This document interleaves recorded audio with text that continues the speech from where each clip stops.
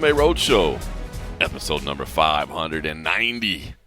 My name is John Morgan, and Cold Coffee is with me early in the week on a Tuesday. It's the new CFFC Fight Week formula. We just got to get together early so there's not so much stress and last-second confusion on my man Cold Coffee, who was always kind to deal with my ridiculous schedule, but I just figured I was done being unfair to this man, and we got to get together early in the week. And by getting together early in the week, we can help each other return to normalcy after the craziness that was UFC 329. Have you recovered just yet? Has your disappointment level, have you been able to put it behind you and move on and get back? Because what a weird finish to the night that was. One of the most anticlimactic endings ever for a fight week that was going absolutely bonkers. Fight week was fun. Yeah. The fight night was fun. Fight night was great. Literally, I'm telling you right now, I literally was having some thoughts, like, coming in the main event. I'm like, is this the best event ever? And I'm not one of those guys. Like, you know me. I'm not like, as soon as something happens, like, that was the greatest ever. That was the greatest of all time. I'm always pointing out, warning people, like, hey, man, you don't know. You're not remembering all 500 instances of this. And, you know, it's recency bias. This stands out to you, right? A lot of recency bias. Recency bias is a real thing. But as we were sitting there on Saturday night and the main event's about to start, and, you know, going into it, I mean, I've told you, I fully expected Max Holloway to win the fight. I fully expected Conor McGregor to fade or to not be able to at least keep a high pace and whatever over the course of 3, 4, or 5. You know, I just didn't see that happening. So I figured, you know, he come out, we get we get 1 or 2 really good exchanges. Maybe we get a great opening round. Maybe Max gets wobbled a little bit and gets tested and the crowd comes alive. You know, I mean, all those things I expected. But as we're getting into that main event and everything that's already unfolded, I mean, the Paddy Pimblett superstardom ascension, I mean, that dude is on another level now. Yeah. I mean, that dude's Bautista getting the big win over Sandhagen, Royval, and Kavanaugh. Obviously, that was an absolute banger. King Green in one of the greatest one-round fights of all time. I mean, just everything. And that's not even going into the prelims that were all great. And Gable's big. I mean, just all this stuff is happening. I'm like, this might be the best card ever. I mean, we had 3 decisions on the night. Yep. And the Farid Basharat, that was probably the one that's the, you know, kind of the, I guess, least entertaining. Anyway, it wasn't bad, you know what I mean? It was just, you know, he kind of went to his grappling, and that's fine. And the rest, I mean, it was amazing. And then Conor happened. And I will say this, I feel terrible for the people that paid money to be there. Like, obviously we were there working, we're doing our jobs, you know, we're just it doesn't burn us. We're just bystanders, right? We're just there to document what's going on, et cetera, et cetera. So while it's disappointing, we didn't have our, you know, financial gain invested into it. Yeah. So all those people that paid big money for tickets, I feel awful for them. I mean, they still got a hell of a night going up to that point, but we know why they were there. We know who they were there for, you know. And it's so weird how that changes everything. I mean, to see the walkout, to feel the energy in the walkout, like you're like, holy cow, this is it. This is what everybody was going for. I know we were wondering what the fight week was going to look like, what the feel in the city was, the feel in the town, and getting there, and I remember even at media day, you know, it was like, you know, you're looking outside, you're like, it's really early. I'm not really feeling it yet. Not really sure what's going on. Didn't really see all the people outside because nobody was clamoring there. It wasn't like the press conference day or whatever. Right. And I didn't have this sort of feeling that it was going to be how it eventually became. Because when we got there for the ceremonial weigh-ins, and even got there for the press conference, it was bonkers. Getting rowdy. The crowd was nuts, and I was like, holy shit. It is a Conor crowd. I mean, it wasn't blanket Irish fans, but it was still people that were there to see Conor. You know, the fact that, you know, we knew that there were going to be Hawaiians for Max, but we knew that Max would be on the B side of this and would not get the big cheers that he normally gets, you know, and there was just such a clamoring for Conor that I was like, holy cow, I forgot what this felt like, you know, to look around and see the whole T-Mobile, and the fact that there was so many fans and so many people showing up for this. The stage was much further back than it normally is. So we're looking like, man, can I even see the stage? Am I even going to be able to shoot it? But you're looking around, you're seeing all these people, and you're like, holy shit, here it is. This is the Conor fight week. This is what we said that, you know, what these things used to be like. Here it was taking shape. And then as every event got closer and closer, you started just seeing all these crowd there that was just like, man, I really missed these big moments. And you really felt, you were reminded of what it's like to have a legit bona fide superstar within the UFC there for an event. Absolutely. There's something about having a fan favorite, and they're going to get the cheers, but for the most part, you'll have those diehards and they cheer really loudly for everybody that's going up there because they're diehards. But there was something different about when Conor took to the stage and the people that came to see Conor's return to the UFC. And it was just bonkers. And so to go through the night knowing that we were building up to that and getting all these finishes, counting even the ones that got the other ones, 11 finishes. Jeez. And I remember thinking this as it was going on. I was like, everybody getting a bonus. Everybody's getting a finish bonus. They gave out some massive bonuses that night, So not counting the 4 people that got the other ones, 7 other people got, what, 25 grand? That's right. For their finishes, So there's, do the math, that's almost, $175,000 or whatever. Nice chunk of change. And then the 2 performance bonuses and then the fight on that, it's another, $400 grand out the door. A lot of bonus money. Almost $600 grand in bonuses. So as we're watching the night going, I was like, oh my God, this is just crazy because the pacing felt like, wow, they had to stall because everybody's finishing the fights, and they're going through and everybody's like, man, are we just going to keep growing? I was like, I think they're trying to start the whatever card at like 6 p.m. local or whatever. And then I was like, sure enough, I was right on time. They did their magic. They're able to kind of keep it going. And so then it's just building, and it's building. And then we get to Patty, and we're like, holy shit. I did not see that coming. I mean, we knew that there was the potential, but for him to just so handily shut BSD down and get that slick submission in a matter of moments, I was like... That was crazy. It's like it never even got started. And I was like, holy cow, here we go. And I was like, oh my God, now it's Max and Conor. This night is going to be absolutely epic. This is amazing. And we finally had caught up in the back. They stopped bringing people back, and I was like, we can focus on this fight. We could just watch this fight. And then it was done. and I was like, are you kidding me? Are you freaking kidding me? And then you're just looking at it, and then you're like, Conor, why would you try to do that move? That was so stupid. You haven't fought in so long. And then, then it was all the conspiracy. Oh, I bet he was injured. He looked like he was injured. And it was just like, guys, stop. Even the commentary team and the other were talking about, or maybe it wasn't the commentary team, but people were starting to go back and looking at his warm-up because he was shaking his legs out and they're like, oh, look how awkward he looks. Look at his knee. And I'm like, that's the wrong knee. Like, guys, just stop looking and stop pointing. And that's why even Dana got fired up. And so Dana did the press conference. Closes the press conference, comes back, and he, after he was trying to say, like, no, sir, with your question, I don't think Conor was trying to just put a fast one over on people or whatever. And he's like, dude, if I would have saw something, all of you would have saw something if he looked out of place. And then Dana finishes the presser, immediately comes back, and he goes, like, just looking on this clip, my one clip alone, where we're together, it's like 80 million views. He's like, that's my account. Yeah, that's not even the UFC That's not even the UFC's. He's like, so nobody saw anything. Like, Conor's not a good actor, like.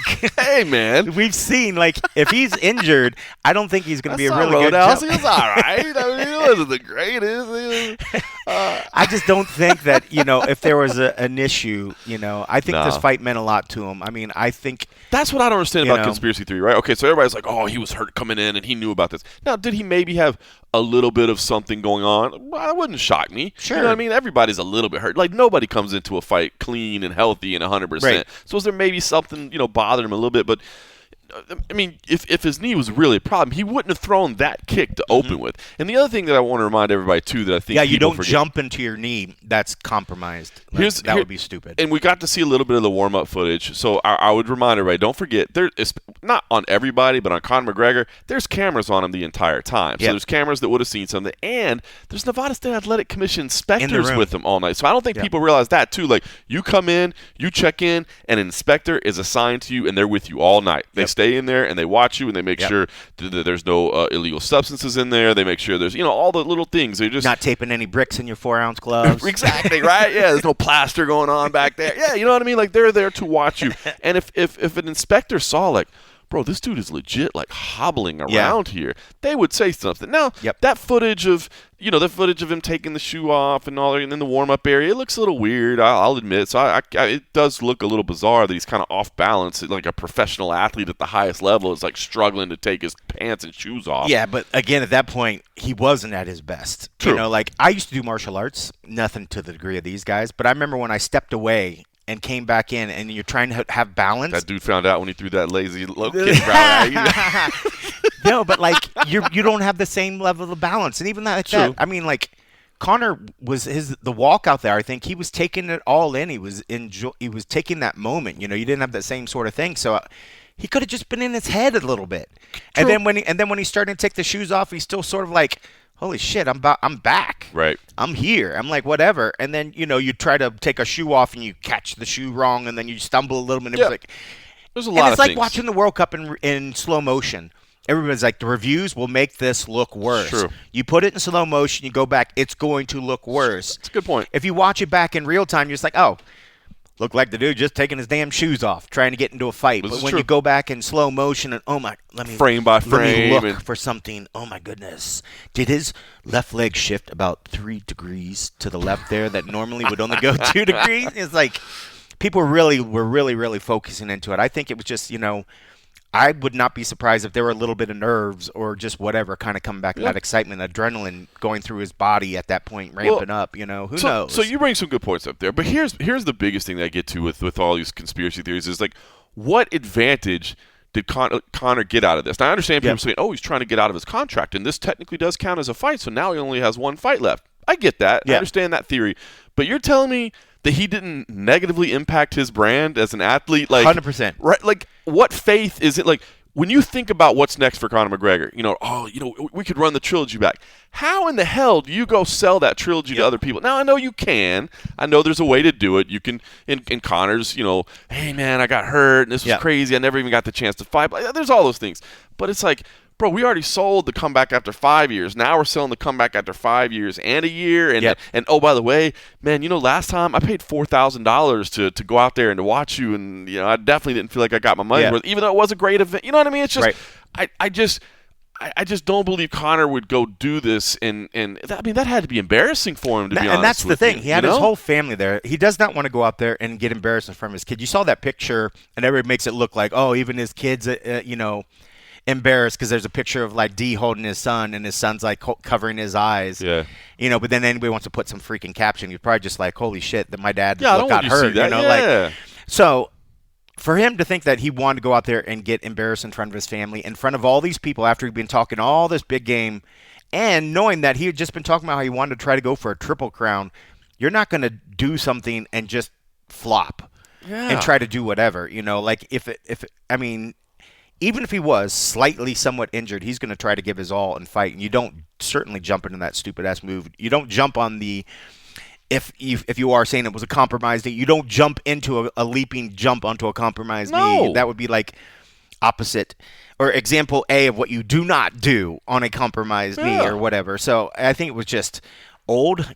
He had been out of the game for way too long. His adrenaline and his decision-making got him all mixed up and confused, and he went into a move that he was doing in the back, and everybody said he was doing it in the back, and he was doing it fine. Yep. And then get nerves, game, fight speed, game speed, everything ramps up a lot more.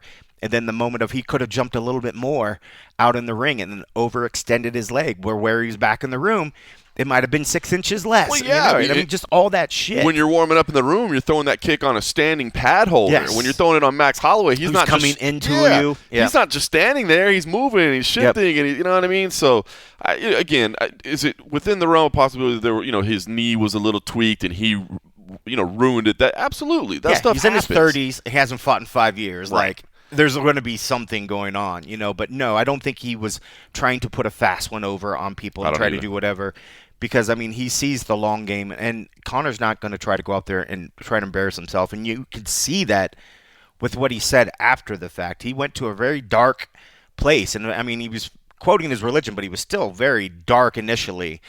Felt like he was in hell or whatever. And then he got better after that. And then his text sort of saying, like, God will be there for him, blah, blah, blah, not put him stuff, whatever. But a person that's trying to put a fast one on people are not going to take themselves to that point where you could see the depression after that fact. Absolutely. The dude didn't even put on his damn shoes and ran out the damn building. He was embarrassed. And he was upset, and he was pissed at himself, and he was just irate. You don't do that if you're of mind and thinking like, got one over on you. That's 30-some million or plus for no real work. Just had to look like a dumbass. Like, he's not going to do that. Agreed. No human being. I wouldn't do that for $100. I wouldn't go out there and embarrass myself in front of the world. And his entire character has been. Yeah, it depends on the amount of money. For $30 million, I'd do Let's some go. dumb stuff. I gotta drop my drawers. What? No problem. Let's go. But yeah, I mean, this man's entire persona was built on being the unbeatable, Yes. Mystic Mac that knows things, that sees things, and all that. Like, I just don't think he'd go out there and be like, I'm just gonna lay down, and I think he is embarrassed. And look, hey, we can honestly say his cardio made it through the whole fight. Good training, Conor. Wow. Good work. Look at you. I didn't see any cardio issues. No at all, cardio man. issues at all. I don't know, but people were even worried. That's terrible. Look, I know not many people are going to feel sorry for Conor McGregor, that's for sure. Yeah. A, because he's already won in life, and B, because he's had some pretty, terrible transgressions over the years that people don't want to side with him in. So understand that. But as a fellow human being, I mean, I do know that this is going to be a mentally testing time for him. And fortunately, he's got all the resources and wealth in the world to deal with he's got wealth. And like even that, and like that was very hard, I'm sure, for his family and his kids to see too. Like I'm sure even your kid, like most of their parents are invincible in their eyes. They could do no wrong. Right. Now they're out here, and they're used to going out and seeing Conor do great things, and then to do that, I mean, that's the kind of thing that even the family will have to have a moment of like, this whole build up to end like that. It's not just Conor affected, the whole family, I'm sure, is just like, wow, what a roller coaster. But it will certainly help that they can go wherever in the world they want to recover and go into their cash room and just Scrooge McDuck it up with all the money. I would use a tissue, but I think I'll use this pile of $100 bills instead. Just wipe these tears away. I could clean them, but no, I'll just burn them. I could give them to our staff. So great. By the way, so in the aftermath, obviously everybody starts looking immediately and say, hey, what's next? Where does he go from here? And first of all, he's got to heal up and all that. And then it will be interesting, like, man, when you go back and you go talk to the UFC and you're trying to figure out what we're going to do for this last fight. Now, I'm sure the UFC would try to re-sign him. Maybe not so much that they think he's a huge investment, but just to keep him from going somewhere else and being a star somewhere else. But it will be an interesting discussion because you can't – I mean, look, I don't think it's wrong. I do not think it would be out of place. Like, if it was me and I'm sitting in Hunter Campbell's role and Conor comes in here, I think it would be very fair for me to say, hey, listen, man, we paid you like $30 million last time, and we got 69 seconds and a disappointment and an upset crowd. Like, we got to talk. You know what I mean? Like, maybe there's some – maybe. But it's not like they had to pay any money back. That's what I'm saying. So it's like maybe we can do like a contract extension. Like maybe you give us a one-fight contract extension because we didn't even really get this fight, or maybe we come down on the pay that we're guaranteed. You know what I mean? Like, I would think there would be some give and take versus like, bro, you just cost us, man. I mean, it's got to be at least a discussion point. I think they could try to bring it up, but I think he might just be like, you still got all the promotional value out that you did. Look at that crowd. When was the last time you saw a crowd like that? When was the last time you did this? Conor, you mean the crowd that was just going, what the fuck, when they walked out? Right? You're right. We don't see that. They'll remember a lot. I mean, they will forgive a lot for Conor because all those same people know all the shit that Conor's done, all the other stuff, and still loved every moment of it. It's true. So, and then now they could sell it like, this is for sure Conor's last fight. You better be here for this one. This is Conor's last one. This is the last time in the UFC. You better come watch it, As man. Max is like, I'll take that trilogy. Let's go. I love Max. Bro, give me that trilogy. I know. It's so funny. But, I mean, at the end of the day, I could see where also the UFC, they don't like guys that are compromised, that are just falling apart. I could see where they're just like, man, we can get this last fight, we can get some money, but, can we squeeze another one out? And if I was Conor, I would say do the fight, but if I was ever going to extend, and say if I wanted to extend an olive branch, we'll do this one, but I would give him just one-offs. Yeah. There would never be another multi-year contract, multi-fight contract. The only reason you'd offer a multi-fight contract is because you don't expect him to complete it and you don't want him to go somewhere else. Yeah, but then you're just locking him in. Right. And Conor doesn't need to be locked in. True. Conor doesn't need the money. He doesn't need the extra thing. And because usually you get a benefit from that multiple fight, whatever. We're going to give you a little bit more than what you would normally get, but we're getting you locked in. We're locking you down. Conor, I can still say, regardless of however this performance, I could have went out there and lost to Max, and I could still come back after that, talk shit, and everybody's going to root for me to beat Max in the rematch, and his value is still there, If he doesn't go out and do some stupid shit outside of the cage, he will recover from this. Oh, yeah. And his star power, just from what we saw there, will be just as big for the fans willing to come out. Now, as for will people maybe tune into Paramount Plus to watch it as much? Well, they don't have to pay $75 They anymore. don't have to pay $75. That was a big, amazing thing right there that normally we'd be talking about all the people that decided to shell out nearly $100 to watch a pay-per-view. But still, the card was fantastic to that point. Card was great. But obviously you want to have the main event to be the main event. Since the main event actually happened, it's not like they had to have any sort of ticket refunds. Sure. Unfortunately, it wasn't how you thought it went. So the UFC didn't lose any money on the situation. They just didn't get that big whatever. And at the end, they were hoping to have Conor come out and hype up whatever the next event was going to be, that it was going to be, Yep. But when it comes time to that, he's still going to do his job and hype it up, whatever. They just got to find what they feel the best one. Do you give him a killer and send him out to where he's broken and nobody else wants him? Or do you send him out and maybe do something unique and fun? You got some of the guys on the show Monday were talking about maybe we have Floyd and him do a little exhibition, Zuffa boxing, a little something. Maybe we get the rematch of the boxing thing. Maybe we have Conor go over and do his last fight in boxing.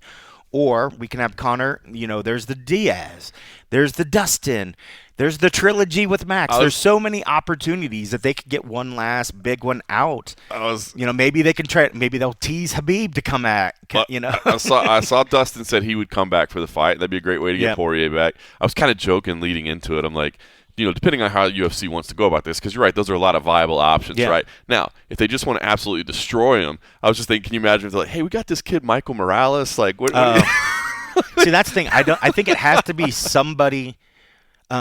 Because Morales, for people that are watching the sport now, he does have name value. He has whatever, but he's not a star. But he's not a star. Connor level star. Nothing to where Connor. But he's just huge. Yeah. Oh my God. He would destroy Connor. But I don't see them having much bargaining power over Conor at this point because I don't think they have anything that he absolutely needs. Even if he got $50 million out of this, Conor can set up one boxing fight he can go get with that anywhere. MVP and get $50 million. He can get that with MVP. So I think he wants to be it done and have the potential. But knowing Conor, the UFC knows that he is still a cash cow. I mean, you saw that through this fight week. If they can know that this is, I guess, what the playing field is, the 35 to maybe 50 million range, if they can justify it, whatever, they know that they can get him to come back. But at some point, if it's not viable, if his body can't physically even make it through, I think they'll see this as a fluke. I don't think they see this as he tried to put a fast one over on them. And as long as they feel that way, I think they're willing to work with them. If they feel like they're doing honest business. They feel like they're doing honest business, and he's not just being, using them to get this another big payday. It is interesting because I hadn't even really thought about it until we're just sitting here talking about how the fact that people didn't have to pay for a pay-per-view, maybe that softens the blow as to people not being like for everybody at home, yeah, not for anybody in the building, of course, but for everybody at home, you're not like when Dana used to joke about it, where when you have these awful boxing matches or these awful boxing results with a decision and whatever, you'd turn off the pay-per-view and be like, damn, they got me again, you know what I mean? Like they got my money from me. This was and I think people probably would have felt that way if they had to pay $100 or 75 or whatever, but since they didn't. You brought up People one thing, watched it everywhere. I saw a bartender hit me up, and she had her iPad at wherever she was working. Like, everybody was able to watch that event, which good on them about the whole Paramount thing. I mean, that's doing what they thought they were doing. Normally, these people would wait till all of us diehards got back from the event to kind of tell them what happened. So it's already working. The fact that, they just didn't get the payoff in this one that they were hoping, because this would have been another one that could have just said set off more people that never got to experience the Conor thing, but to have a crazy Conor fight week. My dad messaged me the next morning talking about like the legal ramifications and, from the UFC's perspective and from Conor's perspective and all that, because he watched it unfold. My dad never used to watch the pay-per-views because he liked the sport, but not enough to pay $75 to go, pay to watch a main card. Now he watches the main cards as well, and so he was tied up in it as well. So you're right, man. The Paramount thing is working, and it sounds like from Dana's point of view, they're going to try to work on actually having full event replays, which is a bizarre thing that, and he alluded to it, that it's a music issue, and we had talked about that before, and he confirmed kind of what we had talked about, that the issue is the replaying of the music, the walkout music. So it sounds like they're trying to fix that because it is bizarre that you can't go in there and just because it's so crazy. And like, they got to fix that whole job DVR after the fact too. That's annoying. It's weird the way they have it set up. All right, so listen, you brought us. Did you see our good buddies Brett Okamoto and Oscar Willis making news? No, I did not. Oh, this is hilarious to me. So they came out. So. No, not that news. Okay. Bro, you weren't supposed to share that. That was supposed. We agreed. Back in the closet, folks. We agreed it was going to be on their time to make that call. No, but I guess in the hours after. Oh God. They simultaneously tweeted the same tweet, which was my call: Mayweather McGregor 2, Zuffa Boxing 2027. They both had the exact same tweet. And I saw some people on social media the next day, maybe even that night. I don't know. I was up for a little while. Couldn't go to sleep right after the fights. Kind of, tweeting it like, "Oh, this is weird. They both tweeted the same thing at the same time." You know what I mean? But I just figured it'd be like a couple random, internet users just having a go at him, whatever. Well, Awful Announcing, which is a website that covers like media and broadcasting and that sort of thing, actually did a whole story on it and reached out to both of them. So they both posted the same thing. I don't know what time it was at. 2:27 a.m. So these are our good friends, and we understand after the fights they may have gone out and had a cocktail or two and a frosty beverage or two. And so anyway, they reached out to him, and I guess Brett had to put out a statement here. Brett was like, Oscar Willis and I are good friends. We were discussing and debating every aspect of the event that night in person, as we always do, and both came to the conclusion we thought it'd make a lot of sense for McGregor's next fight to be in boxing rather than MMA. We then playfully argued about who came up with that idea first and thus had the right to tweet it, before agreeing to do it simultaneously, word for word, which is very much in line with our sense of humor. The idea of any third-party guidance is candidly, laughably ridiculous. And then Oscar Willis also hit him back, and his quote was a little bit shorter. He just said, "We were sitting next to each other and being goofy."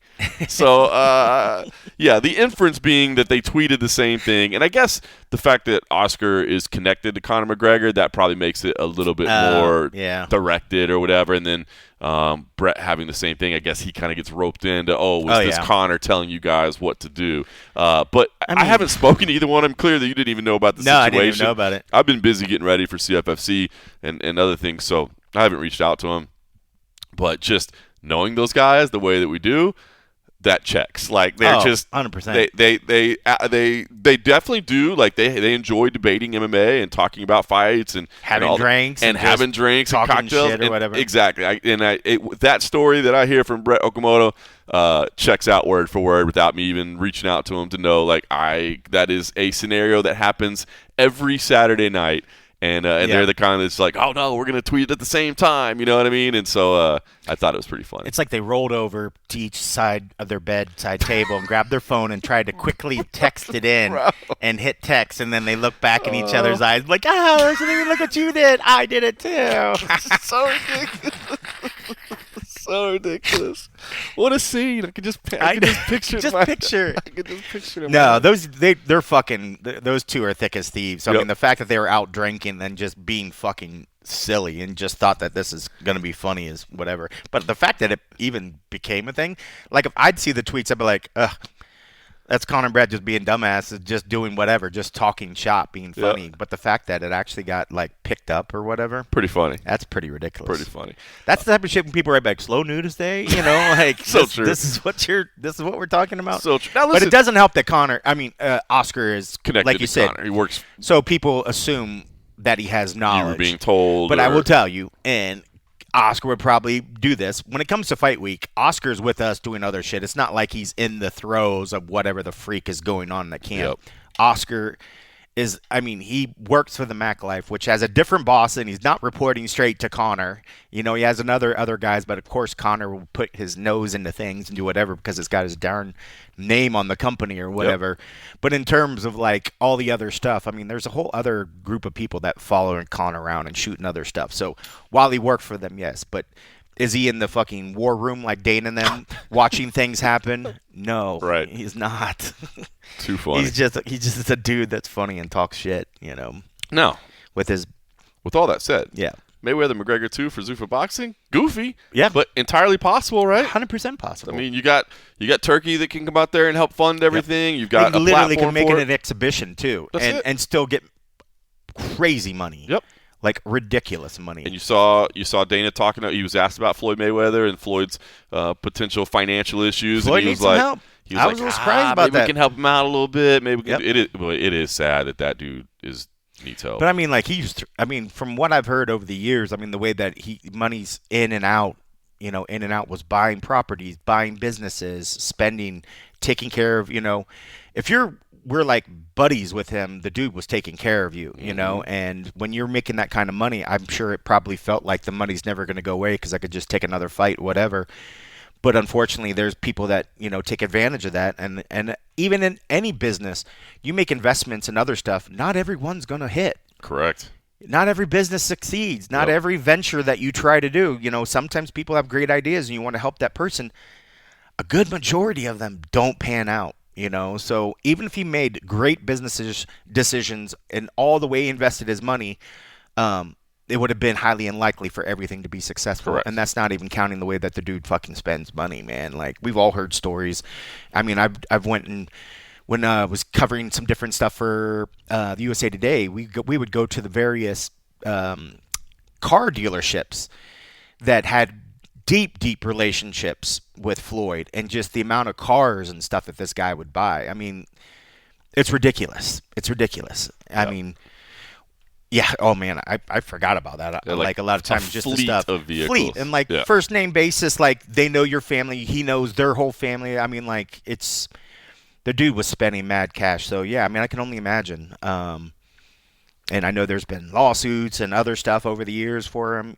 So but yeah, to think that amount of money that's went through his hands and to have these issues, just goes to show, man, sports, there needs to be better things, I think, with sports, and of athletes and how to kind of prepare. I don't have anywhere near that money, and I know I need help, financial stuff, but let alone if you have that much cash and then not the tax implications. A lot of people, that right there is like destroys people. And the true understanding that, like, because I think that's the biggest trapping, right? Is like you said, you get these huge checks, and you're like, oh, I can get these checks all the time. Again.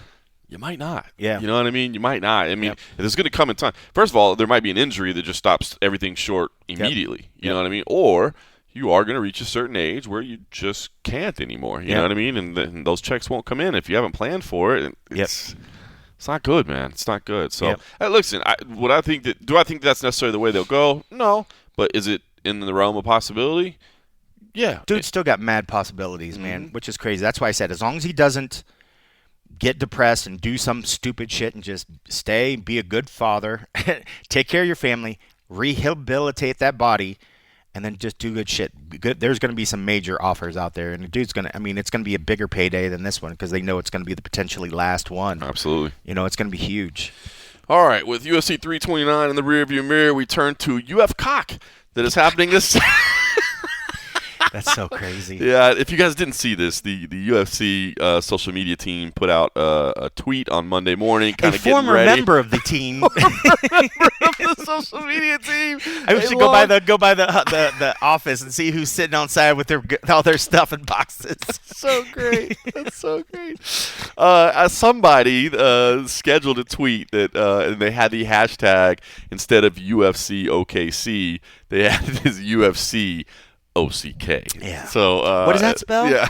So they caught that pretty quickly and took it down and corrected it, but not before it was screenshotted and shared for the world. So a very, very unfortunate Kudos to the typo. people that are screenshot in right on split second. Some people are so quick. Because I've made mistakes, and I'm like, oh, that was only like 30 seconds. Right. I'm sure nobody got that. Somebody's got it. Somebody's got it, That was funny. I got to laugh at it. I'm sure somebody was incredibly embarrassed about that, but it did get done. Dricus du Plessis and Kamaru Usman meeting up in the main event. Big opportunity for both men. Obviously, Kamaru Usman, believes that a win and he should be in the title discussion, and Dricus du Plessis staying relevant right there at the very top of that division. It's a big main event, not one that I necessarily anticipated, of course, but one that I think is, if I'm just being honest, man, I feel like it's kind of an uphill battle for Usman at this point in his career, man. And I got all the respect for that guy in the world, man. I think Usman is a good dude, man. He's done incredible things. I know he's caught some grief over the years that I don't think he's necessarily deserved. You know what I mean? Maybe he's not the slickest on a microphone or whatever, and so he says some things sometimes that can be a little cringy. But as far as just being a good dude behind the scenes, man, he really is just a really, really nice guy, hardworking dude. But I don't know, man, just at this point in his career and going up in weight class to a guy that, I would say Usman is probably more technically sound, I guess, if you're going to say, like, who's the more technically sound athlete and fighter. I mean, Dricus is a little bit wild. He's a little chaotic, I can see that. Right? I can see he's wild and stuff.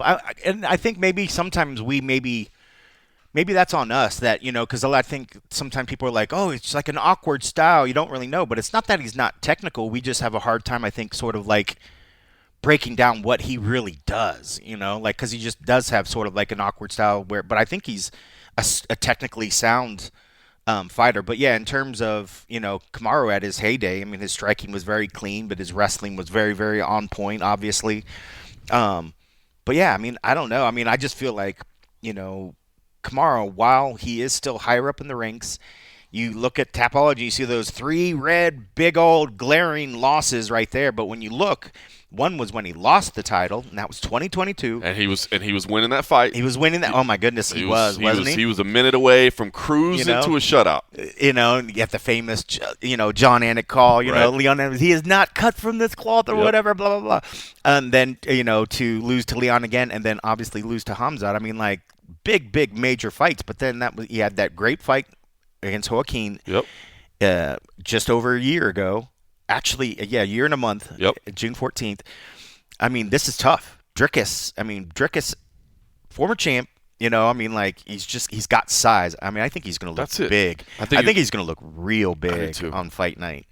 Opposite. And I think where Kamaru used to have his way, sort of like wrestling dudes around, I don't know if he's going to have that with Dricus if he tries to just come in to get there. And that's if he's able to kind of get his hands on him, because I think Dricus has some pretty good, solid hands, but I don't know. I don't like this fight for Kamaru. I'm glad that Kamaru is fighting, because, I mean, I think this is, he's, whether he says it or he doesn't say it, when you look at the activity level and other stuff, he's nearing the end of his career. He's 39 years old, and I'm with you. I just don't like this fight for him, man. And I mean, respect for him for taking it, and I guess you got to roll the dice to get those opportunities. And again, he's got to hold on to that place number 2. I mean, he's still up there. He looked amazing against Buckley, right? Like, he looked amazing against Buckley, but I just feel like this is 2 totally different fights. So this is 2 amazingly different fights. Yeah, so not even the same. That concerns me a little bit. So we'll see how the week plays out, but I like Dricus du Plessis in this fight.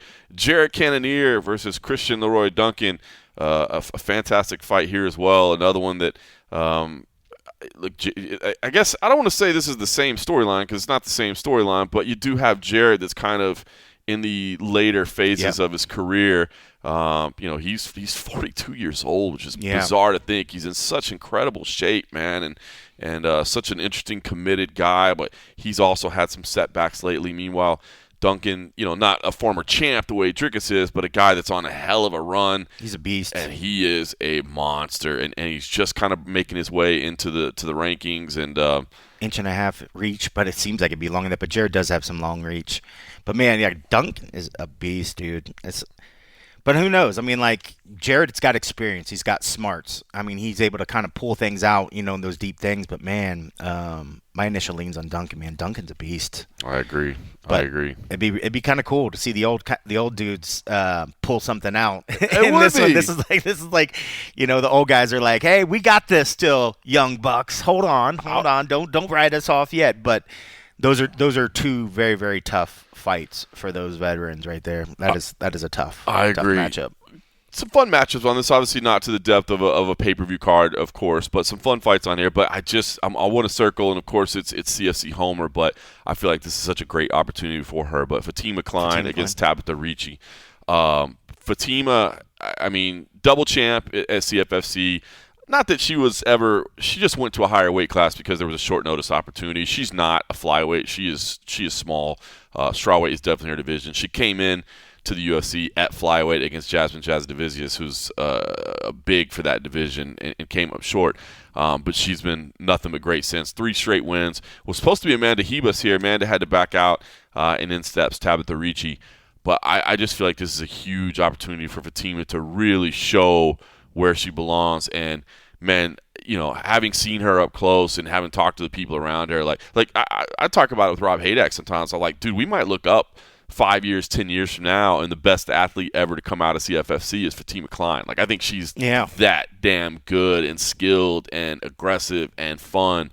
So I think this is a big, big moment for her and a big, big opportunity. Big matchup. I know it's a fight night card, but I think it's a recognizable name and really just allows her to potentially, if she can win this. Again, nothing's given, but now you're talking about beating a top 10 athlete. Yeah, and being in there and main card. It's not even the first fight on the main card. I mean, like they're getting the spotlight. I mean, they're the female spotlight of the fight. Got a nice one starting at the beginning with Deonna Barbosa, but man, this is a great fight. And that's gonna be a tough fight. Tabitha is strong, but man, I do like Fatima in that fight. Tabitha is very strong, very, very strong. Yeah. I'm excited. If Fatima at 26 years old, man, to break into the top 10 at 26. That would be very cool. Very, very cool. That'd be very cool. And then you got Sean O'Malley's little protege. I don't know if he's a protege, but they're training partner, Tommy McMillan, who is every bit shaping himself up to be another mouthpiece like Sean, talking his way in his fights, but he's got a tough fight with Alberto Montez. Yeah, this is a good test for him. Yeah, I think it's a real test. But man, if this kid, if he keeps going out there and fighting, man, he literally, I feel like with O'Malley, man, especially with that team, he could talk his way to the top, man. If he goes out there and gets a good solid fight on the main card, starting the night off, he'll be setting himself up for something really, really good. So, but yeah, no, there's some really good fights on this one. I think it should be a fun fight. Not as good as the last card that we just saw. Not as good. That's how darn good that card. 320 was solid, dude. So good. It was really, really good card.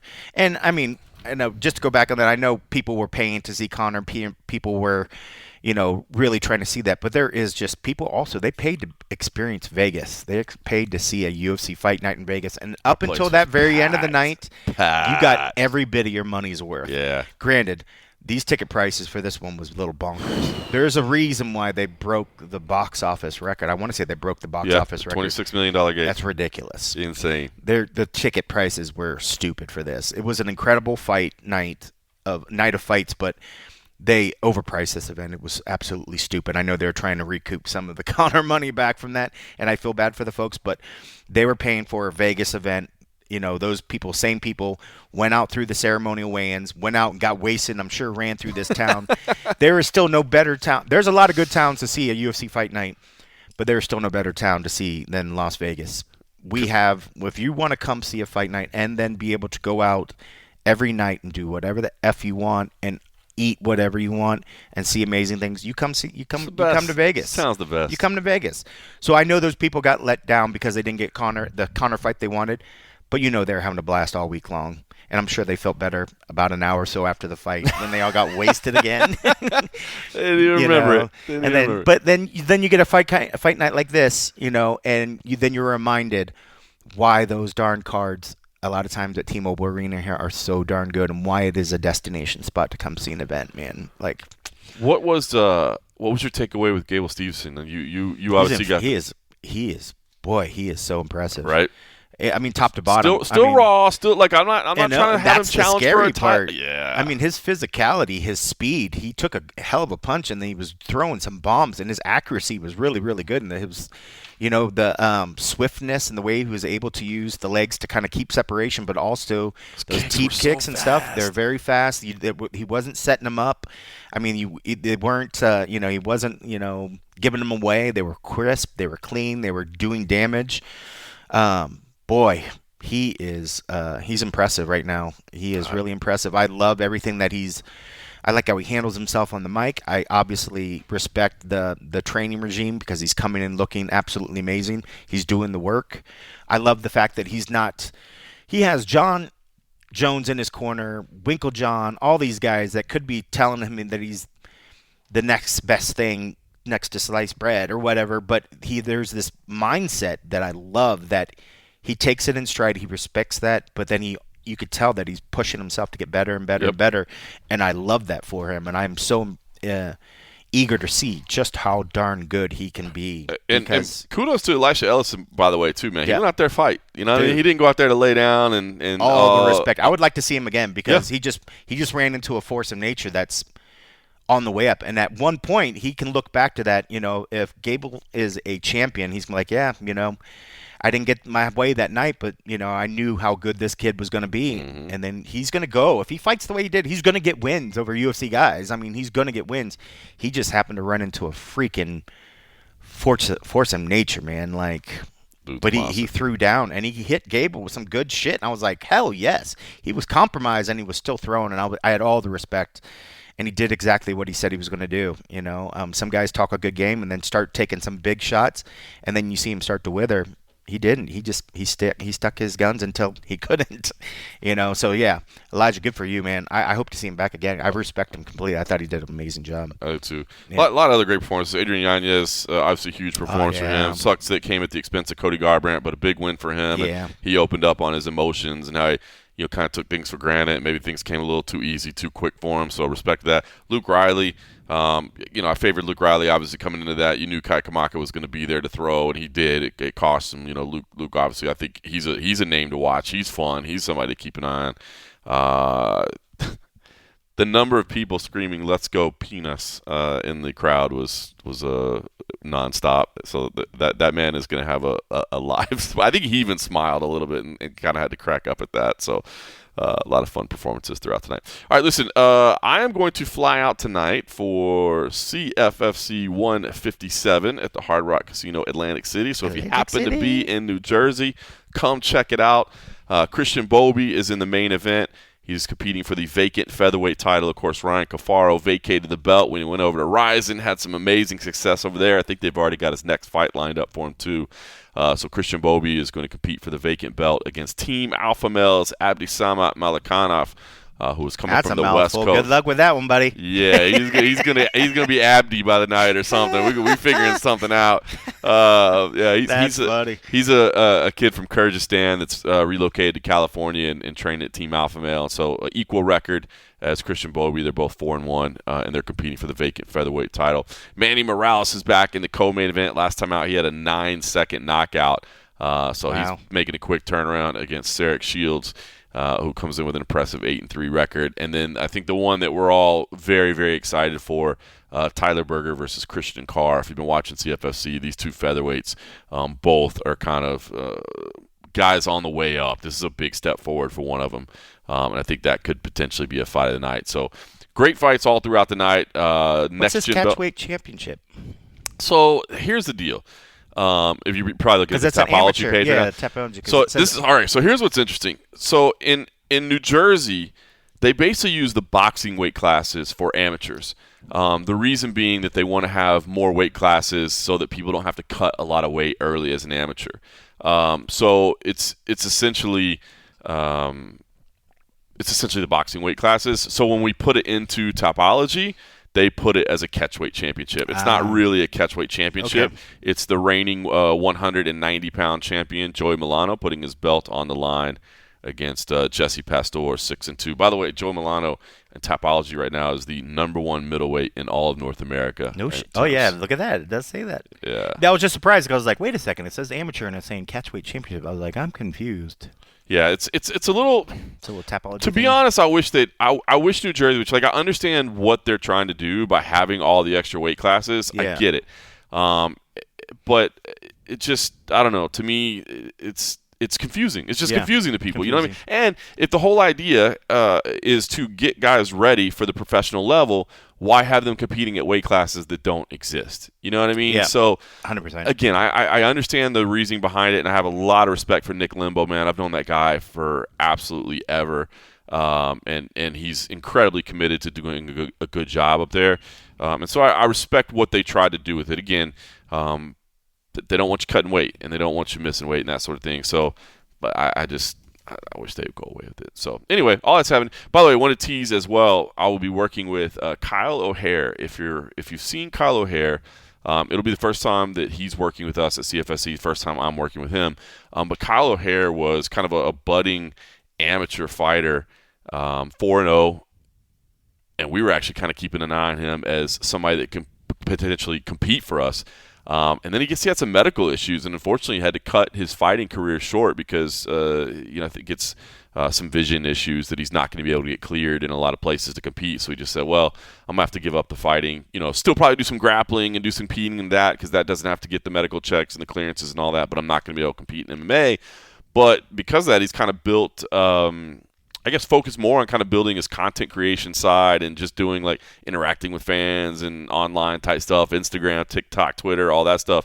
And I guess because we had been looking at him as potentially fighting for us, his stuff just kept populating my feed, and I was like, I kind of like this kid, man. Like, he's got a good sense of humor, good knowledge as well. The UFC actually hired him to do some social content for a UFC BJJ event, so he was out in Vegas, at the PI and all that stuff. And I was like, man, I kind of like this kid. And so we had an opening because initially Dean Thomas was going to be on this card, but then he's actually going to end up cornering Christian Bobby, who's in the main event because he trains with them. So he's like, I can still do some, and I was just like, you know what, man, just be with Christian the whole night, like be with him the whole night. We'll find somebody else. And so bringing in Kyle O'Hare to give him an opportunity, and he hasn't done a lot of color commentary, but when I reached out to him and asked him if it seemed like something he'd be into, he was like, I would absolutely love to do it. So it's his debut. So tune in for that. And like I said, I think the kid's got some knowledge and a good sense of humor and sharp. He's just 22 years old, but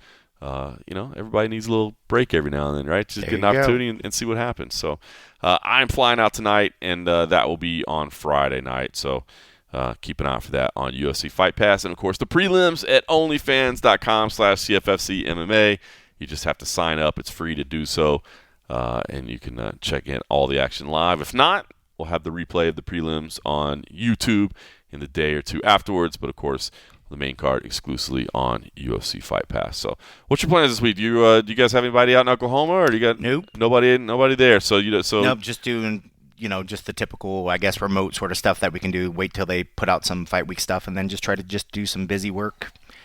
Try to help cover what we can. But no, I'll be actually catching up. I was just doing it's that time of the year where you're getting all the code of conduct videos. I just finished the harassment. I just finished the harassment training video earlier today. So, after last week, honestly, I'm trying to recover and just, it's a long, busy week. Yeah, so I'm ready to just kind of like keep it pretty easy. I'm just gonna just do some little busy work. And got the World Cup final on your schedule for Sunday? Yeah, there's a game today, right? Too. Yeah, just France versus Spain today. That's England versus Argentina later tomorrow. This evening, right? That's right. It's actually just here in just a little bit. So. Is it? Okay. I thought it was later in the end. Well, I'm glad you said something because now that it's the last couple games, I am trying to watch, and I do find them 3 games left. Well, 4 games left, but the third place game is always kind of. But I will still tell you, after watching the sport that we love and cover, I still laugh my ass off at these dudes flopping for freaking no reason at all. These little multi-paid billion-dollar divas falling down. Like, I'm just like, bro. I don't want to bring up Conor. I was just like, Conor. Oh God! Like, if these dudes I'd be interested to see how they really looked if they actually encountered something like Conor's knee going out, because they make every one of their flops look like the same thing, and I'm just like. It's so bad. It Why is do they bad. do that? Just because they're trying to get a penalty kick? 100%. Yeah, 100%. So You're just trying to goofy. catch. I mean, it's a big field, and there's only 3 officials there. You know what I mean? Yeah. So it's like, hey, let me make sure that they saw how serious this was. Even though they got or that so many cameras now that they all look so ridiculous. Well, I when they love play in the it back. beginning of the tournament, especially, they were aggressive about like if we catch you diving, like we'll give you a I card. thought that was pretty I thought cool. that was great. They I kind of thought- I backed like off that. of it a little bit. I Yeah. think like as it gets Because further they were in the starting to get tournament, like yellow cards, and Yes. then next thing you know, like dudes were getting done with the game. And I think as they get further in the tournament, they're like, let's just go back to more traditional officiating because we don't want to hand out the yellows. Yeah. But I do like that. I really wish they'd keep enforcing that. Let's try to get rid of diving because that's the worst thing. The other it one just too ruins is the sport for other people. Like it puts me off. I want to turn it off after that. I'm just and this like, is coming. silly. And this is coming from somebody who you guys probably know me. I love soccer. It's my second favorite sport behind MMA. But I get it. I understand why people watching it. Like I don't even like it, but I understand why people trying to get into it are like, this disgusts me. You know what I mean? yeah. So like I totally understand. So you're right. They got to get rid of that. And the other thing too is, I really do wish they would change the offside rule. And I hear there's some discussion. I think they're trying and testing that. I always used to get pissed off. This is funny, but I would get pissed off like playing FIFA, right? Because back in the day, you'd be playing FIFA and you'd get called for an offside where you were like 2 pixels offside. And I used to be like, bro, yeah. I would get pissed because I'm like, no human official would ever call that, like, because you can't see that, you know what I mean? But Right. because it's a computer, like it can literally line up. Well, that's essentially what they have now with the VAR assistance, right? Is that like you can get it down to a pixel as to whether or not somebody is offsides or not. And I hate it, you know, when it's a foot or whatever. But I would even go further the other way. Like I would actually like to change it up to where like as long as any part of your body, I would flip it completely. Whereas right now it's if any part of your body is past that second defender, you're offside. I would change it to where kind of like hockey does with their offside. It's like as long as any part of your body is even with that last defender, you're on, because I think that would you know, set up more opportunities and encourage more through balls and more over the top. Is like, hey man, I got to time it where, you know, as long as my leg is still dragging behind, even with you, I'm good. That would open up the game a little bit. Who doesn't like more offense? You know what I mean? So I think more people would watch it if they had more potential. I mean, we're seeing jiu-jitsu try to make people. They're trying to make it more aggressive. Yeah, if you'd make it easier for them to drive forward and get those. You know, just imagine all those nice long balls that would catch something if you can get something going. Look, just time it as long as I said, if there's any. I think the one that they're testing, I believe they're saying like there has to be clear space between you and the defender, and that's fine. I guess that's whatever the definition of. But basically, as long as any part of your body is in line with that defender, you're still on sides. I think that'd be great. I do love the finesse. I do love when the shots are amazing. I just hate the flop shit. Yep, I get it. That's the only part that puts me off. I'm just like, you silly overpaid bastards. Like, I watch girls that are destroying the shit out of each other, and they make you look like a fucking kid up there. It is. They got to get that out. That would be the 2 big changes I make. So France versus Spain, England versus Argentina. Final is on Sunday. Avoiding the teams. This is like the This is the the top teams 4 they teams. thought were It's going to the be top there, right? 4 teams you that know, made it. I was This sad is- that the U.S. didn't, but honestly, I knew that it was a tough ask, anyways. And once you start getting to this top level, you knew it was not going to be as proud as I am to root for the USA. I understand we are the not best there, opportunity they had was to beat that Belgian team. Yeah. That was as far as they were going. They weren't ever going to beat Spain, and I get that. And even with Belgium, like it wasn't even that they lost; it was just the way they lost. It was just they made mistakes. You know, there was a mental breakdown, and then there were others that were like, "Bro, Belgium's not even that good." I was like, well, 1, F you, but 2, yes, I understand that. They're pretty good. They're pretty good. So anyway, tune that in. World Cup final, noon Pacific time on Sunday, so put that in your schedule. Watch CFFC on Friday night, watch UFC on Saturday, and then watch the World Cup final on Sunday. I mean, not a bad little weekend, right? Not too bad at all. Hopefully everybody does that. We'll be together at our normal scheduled time next week. I'm actually home for the rest of the month. August, I'll be honest with you. So we got a bunch of announcements. Stay tuned to announcements. I think we can tease it here, but Cincinnati, August 7th, 2300 Arena, August 14th, and then we also got a next-gen show at 2300 Arena on August 22nd. So you'll see the matchups and the announcements being made. I believe that's all going to come out tomorrow. We were hoping for today, but we need one more approval. So a lot of big fights going to be announced for CFFC. Busy August, so we'll be doing a lot of Tuesdays in August, but for the rest of the month, we'll go back to our normal scheduled time. So look forward to talking to you all then. In the meantime, thanks for listening.